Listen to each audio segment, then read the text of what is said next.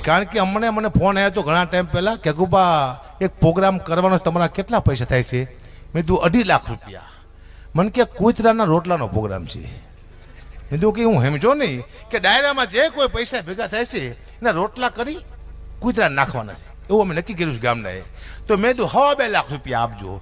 મને કે ગુબા તમને કૂતરામાં નથી ખબર પડતી? મેં તો એ કે કૂતરાના રોટલાનો પ્રોગ્રામ છે નથી ખબર પડતી કે? મેં તો હું શું કરું? 51,000 રૂપિયા આપશું કે કઈ બોલતા નહીં, આટલું કૂતરાનું માન રાખો.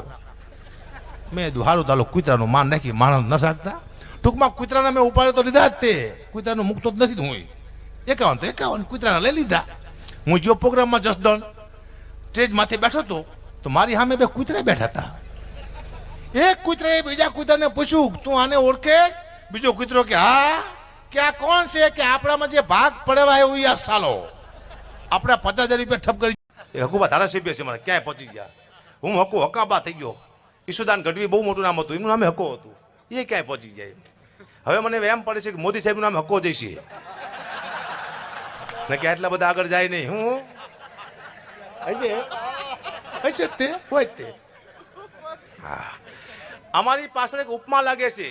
હકાબા ગઢવી એટલે સાહિત્યનો બેતાબ બાદશાહ, માયાભાઈ હારી એટલે સાહિત્યનો બેતાબ બાદશાહ, અનુપા ગઢવી સાહિત્યનો બેતાબ બાદશાહ, ભીખુદાન ગઢવી સાહિત્યનો બેતાબ બાદશાહ. આ બેતાબ બાદશાહ અમારી પાછળ ઉપમા લાગે છે સાહિત્યકારની પાછળ. પણ હમણાં હું જોયો તો ગોધરા બાજુ અહીંયા મને અલગ ઉપમા આપી લોકોએ કે હકાબા ગઢવી આવ્યા છે જેને સાહિત્યનો સાંઢ કહેવાય. કે મેં કીધું સાંઢ ન કહેવાય, બાદશાહ હો. એ કે મને હાંઠ મોટું 1 કલાક હાંઠ થઈને બોલ્યો હું. પછી ગયો હું જુનાગઢ, અહીંયા શિષ્ટ સાહિત્ય વાળા હતા, ભાઈ બોલતા મંચસ્થ એવું જ બોલતા હતા. શિષ્ટ સાહિત્ય એમને પણ મને રજૂ કરતા ન આવ્યું. ગુજરાત નહીં, ખાલી અમારો ગો લઈ લે. ગો અમારો ગુજરાતનો ગોજ ભૂકા કાઢી નાખે. મને કે કેવી રીતે?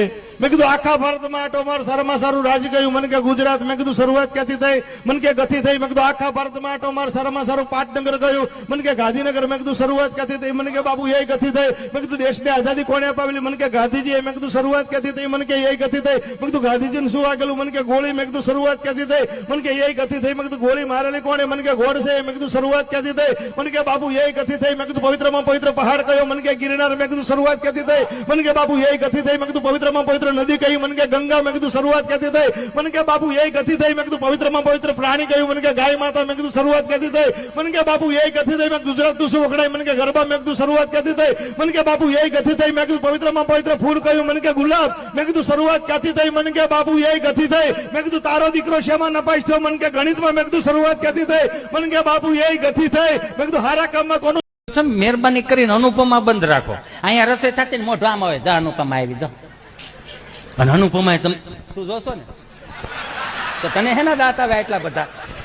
તું તો શાર નોકરાની રાખ.